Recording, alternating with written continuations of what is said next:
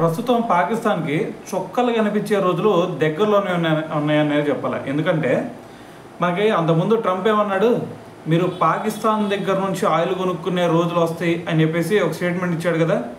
దానికి కారణం ఏంది? ఇప్పుడు ప్రజెంట్ చూసుకుంటే ఇండియా రష్యా దగ్గర కొంటా ఉంది, అటువైపు పాకిస్తాన్ చూసుకున్నా సరే రష్యా దగ్గర కొనుక్కుంటా ఉంది. అంటే వాళ్ళకి అదే రేటు, మనకి అదే రేటు అనమాట. అయితే మరి ఇప్పుడు పాకిస్తాను అలాగే యూఎస్ఏ వీళ్ళిద్దరూ ఒకటవబోతున్నారు కదా. మరి ఒకటైతే మరి అంటే వీళ్ళ సైనిక చీఫ్ ఎవరు చెప్పు చేతల్లో ఉంటాడు?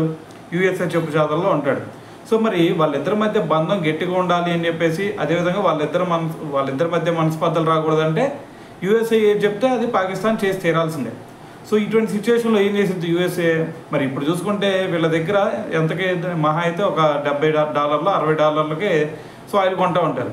కానీ రేపు యూఎస్ఏ దగ్గర కొంటే అక్కడ ఎంత రేటు ఉండిద్ది? దీనికంటే ఎక్కువ రేటే ఉండిద్ది కదా.